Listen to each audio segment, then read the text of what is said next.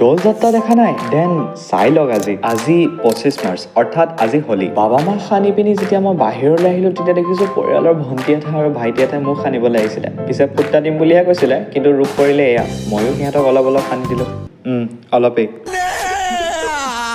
তাৰ পাছত ঘৰৰ সন্মুখেদি পাৰ হৈ আহে দৌল যাত্ৰা। লাষ্ট ভিডিঅ'টোত যে দেখাইছিলোঁ বিষ্ণু মন্দিৰ ভাগ, তাৰে লোকসকলে এয়া।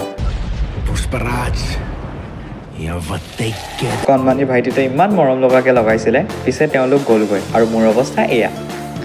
গাঁৱৰ লোকসকলে এই পৰম্পৰাটি বহু দিনৰ আগৰ পৰাই ধৰি ৰাখিছে আৰু আমাৰে সৌভাগ্য যে আমি আনন্দ কৰিবলৈ পাওঁ। বাকী ইয়ে হমাৰা প্যাৰা বেহনা গাইজ।